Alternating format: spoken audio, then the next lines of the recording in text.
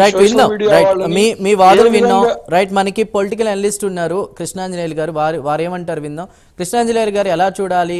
ప్రస్తుతం సజ్జల ఫ్యామిలీ ఆరోపణలు ఎదుర్కొంటున్నారు, ఆయన పేరు గట్టిగా వినిపిస్తోంది. దానికి సంబంధించి నివేదిక కావాలని అడిగారు డిప్యూటీ సీఎం పవన్ కళ్యాణ్ గారు, ఏదైతే అటవీ శాఖ బాధ్యతలు తీసుకున్నారో. మొత్తం మీద దానికి టైం పట్టే అవకాశం ఉంది. కాకపోతే కావాలని ప్రభుత్వం ఏర్పడినాక నెలకో సమస్య పైకి తీసుకొస్తున్నారు, ఆధారాలు ఏం లేవు అంటూ కూడా మాటలు వినిపిస్తున్నాయి. వైసీపీ వాదనగా ఉంది. మీరేం చెప్తారు? చందు గారు నమస్తే. ప్యానల్ మెంబర్స్ అందరికి కూడా నమస్కారం. సజ్జల రామకృష్ణారెడ్డి ఒక ప్రభుత్వ సలహాదారుగా ఉండి అన్ని శాఖలకు సంబంధించినటువంటి బాధ్యతలు నిర్వర్తించడమే కాకుండా అప్పుడు ఆ రోజున ముఖ్యమంత్రికి సంబంధించినటువంటి బాధ్యతలను కూడా దాదాపుగా డిఫాక్టో సీఎంగా, అంటే ముఖ్యమంత్రి ఏ అంశాల మీదైతే మాట్లాడాలో ఆ అంశాలన్నీ కూడా అధికారికంగా మాట్లాడినటువంటి వారు సజ్జల రామకృష్ణారెడ్డి. ఆ రోజున ప్రభుత్వ సలహాదారుగా ఉన్నాడు, వాళ్ళ పార్టీలో కూడా ఆయన ప్రధాన కార్యదర్శి ఏదో ఉన్నారు. పార్టీ వ్యవహారాలు మాట్లాడుకోవచ్చు కానీ ప్రభుత్వ వ్యవహారాలు కూడా ఆయనే మాట్లాడేవాళ్ళు, ముఖ్యమంత్రి మాట్లాడాల్సిన విషయాలు కూడా.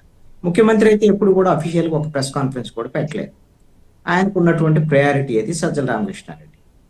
అందుకని ఇప్పుడు ఆ ఉన్నటువంటి అధికారాన్ని ఉపయోగించుకొని మరి ఇప్పుడు ఈ ప్రభుత్వము ఆరోపిస్తున్నట్టుగా, అనుమానిస్తున్నట్టుగా 42 ఎకరాలకు సంబంధించినటువంటి అటవీ భూములు, కొన్ని రెవెన్యూ భూములు, కొంతమంది గిరిజనులకు సంబంధించినటువంటి భూములను కూడా వీళ్ళు ఆక్రమించారు, అది సజ్జల రామకృష్ణారెడ్డి వాళ్ళ సోదరుడు, వాళ్ళ సోదరుడు కుమారుడు అనేటువంటి ఆరోపణలకు సంబంధించినటువంటి వ్యవహారం.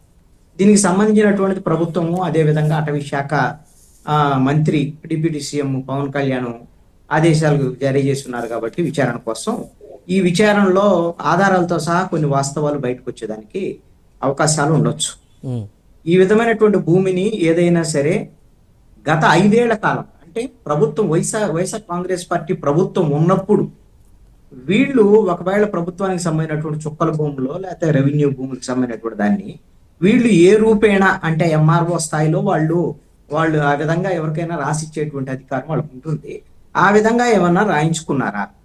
అటవీ భూములకు సంబంధించినటువంటి దాని మీద డిఫారెస్టేషన్కి సంబంధించినటువంటి వ్యవహారం, మరి అది ఎలా వీళ్ళ చేతుల మీదకి వీళ్ళ చేతుల్లోకి వచ్చింది భూమి అనేటువంటి విషయం. ఒక అరెకరా 20 సెంట్లు 30 సెంట్లు కూడా ఏదైనా పోడు భూముల పేరుతో గిరిజనులకి సాగు చేసుకుంటే వాళ్ళ మీద దాడులు చేసి మరి విపరీతంగా కేసులు పెట్టి జైళ్ల పాలు చేసి వేధించేటువంటి అటవీ శాఖ అధికారులు లేకపోతే ప్రభుత్వాలకు సంబంధించినటువంటి వాళ్ళు మరి ఈ విధంగా ఎకరాలకు ఎకరాలు ఫారెస్ట్ భూములు ఇంకా మన ప్రభుత్వం ఉంది కాబట్టి మనం ఇష్టారాజ్యంగా మనం రాయించుకోవచ్చు.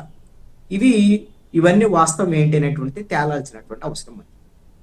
ఖచ్చితంగా అది ఎవరైనా సరే, అది వైఎస్ఆర్ కాంగ్రెస్ పార్టీ అయినా లేకపోతే అంతకుముందు తెలుగుదేశం వాళ్ళకి సంబంధించినటువంటి వాళ్ళైనా ఎవరైనా సరే ప్రభుత్వ భూములు కానీ అటవీ భూములు కానీ ఆక్రమణలకు గురి చేసినటువంటి వాళ్ళ మీద చర్యలు తీసుకోవాల్సినటువంటి అవసరం ఉంది. అది ప్రజలకు సంబంధించినటువంటి ఆస్తి. అవి ప్రజలకు సంబంధించినటువంటి సహజ వనరులు, కొండలు, గుట్టలు, అడవులు, ఇవన్నీ సహజ వనరులు. ఈ ప్రజలకు సంబంధించినటువంటి ఆస్తి. ఎవరు అధికారం వస్తే వాళ్ళు దోచేసుకోవడానికి, రాజేసుకోవడానికి దీన్ని మనం ఎవరూ అంగీకరించడానికి వీలు. దీని మీద కఠినంగా వ్యవహరించాల్సినటువంటి అవసరం. అయితే ఉండవల్లి అనూష గారు మాట్లాడినప్పుడు చందు గారు మీరు ఒక ప్రశ్న వేశారు చాలా స్పష్టంగా. ఎందుకంటే మీరు కేవలం ఆరోపణలు మాత్రమే చేస్తున్నారు, మీ ప్రభుత్వంలో ఉండేటువంటి వాళ్ళు ఎందుకు చర్యలు లేవని. ఇవి మీరు ఆవిడ మాట్లాడారు, కొంత సమయం కావాలండి మాకు అవి అని. ఇక్కడ ఆరోపణలు వాళ్ళు ప్రతిపక్షంలో ఉన్నప్పుడు తెలుగుదేశం, జనసేన, బీజేపీ వాళ్ళు ప్రతిపక్షంలో ఉన్నప్పుడు ఎన్నో ఆరోపణలు చాలా చేశారు. ఇప్పుడు వాళ్ళు అధికారంలో ఉన్నారు. సమయం అంటే 7 నెలలు సమయం కూడా వచ్చింది. 7 నెలలు సమయం. ఈ 7 నెలల సమయంలో నేను ఒకటి చెప్పగలను, 7/10/70కి సంబంధించినటువంటి మీడియాలో చర్చ జరిగేటువంటి అనేకమైనటువంటి ఈ ఆక్రమణలు కానీ కుంభకోణాలు కానీ బయటకు వచ్చాయి. కనీసంగా 10 ఏది మీడియాలో చర్చకొచ్చినటువంటి, ఇంకా చాలా ఉంటే ఉండొచ్చు, సంచేషన్ల విషయాలు కూడా ఉండొచ్చు. మీ అనూష గారు ప్రస్తావన చేసినటువంటి కేసుగా సంబంధించినటువంటి అంశాన్ని నేను చెప్తాను. ఇప్పుడు ఆవిడ ఒక ముంబై నటికి సంబంధించినటువంటి కేసు ప్రస్తావన చేశారు. ఏం చేశారండి? కొండను దొవ్వి ఎలకను పట్టారు. ఏమన్నా చేశారా? ఆల్రెడీ ఆ కేసు ఆంధ్రప్రదేశ్ పోలీసు విచారణ జరిపారు. ఆంధ్రప్రదేశ్ పోలీసుల తర్వాత సిఐడి ఇప్పుడు విచారణ జరుగుతుందని చెప్పారు. దీనికన్నా ముందు మీడియా ట్రయల్ జరిగిందండి, పెద్ద మీడియా ట్రయల్ జరిగింది.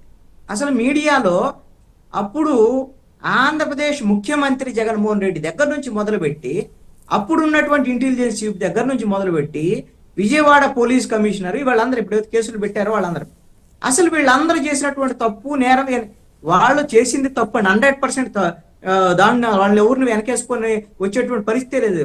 వాళ్ళు చేసింది తీవ్రమైన నేరం. ఒక మహిళకు సంబంధించినటువంటి విషయంలో ఒక ప్రభుత్వమే మహిళను దోషిగా చూపించి ఆ కుటుంబాన్ని మొత్తాన్ని వేధింపులకు గురి చేసినటువంటి చరిత్ర గతంలో అనట్లేదు.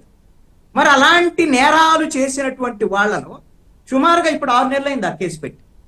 ఎక్కడుంది ఆ కేసు?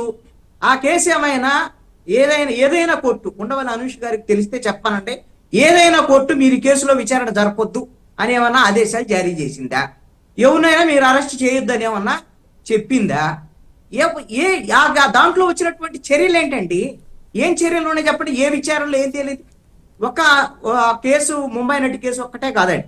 నేను ఇలాగా మీకు వేళ్ల మీద లెక్కించుకునేటువంటి ముఖ్యమైన కేసులు మాత్రమే ప్రస్తావన చేస్తా. చాలా ఉన్నాయి, పదుల సంఖ్యలో. పెద్ద లిస్ట్ కావాలన్నా కూడా నేను ఇస్తా మీకు. ఇదే తరహాలో కృష్ణాంజలి గారు అంటే దానికి అనుష గారు చెప్పిన సమాధానం మదనపల్లి సబ్ కలెక్టర్ కార్యాలయంలో పెద్దిరెడ్డి రామచంద్రారెడ్డికి సంబంధించినటువంటి భూముల కుంభకోణానికి సంబంధించిన ఫైల్ దగ్ధం సమయం. దానికి ఒక వారం రోజులు 10 రోజుల పాటు మీడియా ట్రయల్స్ అండి. ఈ తెలుగుదేశం వాళ్ళు జనసేన వాళ్ళు పెద్ద ప్రెస్ కాన్ఫరెన్స్లు, దానికి డీజీపీ వెళ్ళాడు, సిఐడి చీఫ్ వెళ్ళాడు అక్కడికి. అంటే ఏం చేస్తే బాగుండు?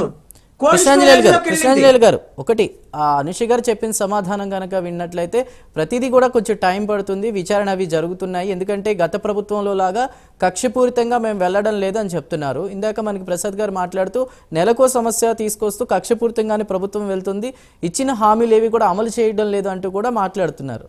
సో ఏదేమైనప్పటికీ కూడా అటవీ భూముల్ని ఎవరు చర్యలు తీసుకోమంటం లేదు.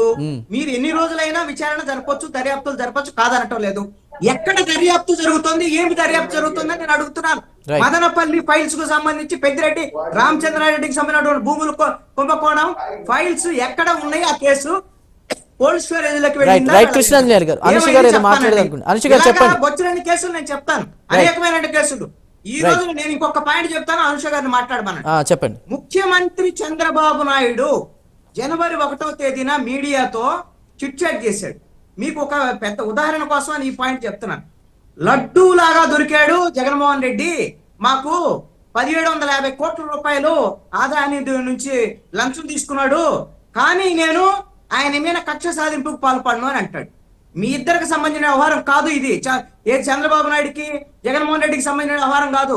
1,20,000 కోట్ల రూపాయల భారాలు రాష్ట్ర ప్రజల మీద పడతాయని చెప్పేసి పయ్యావులు కేశవ్ అనేటువంటి ఇప్పుడు ఆర్థిక శాఖ మంత్రి రాష్ట్ర హైకోర్టును ఆశ్రయించారు వాళ్ళు ప్రతిపక్షంలో ఉన్నప్పుడు.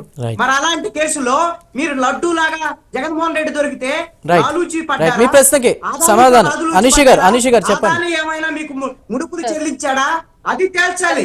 రైట్ కృష్ణాంజలి గారు ప్లీజ్ చెప్పండి. అనుష గారు కృష్ణాంజలి గారికి బాగా తెలుసు.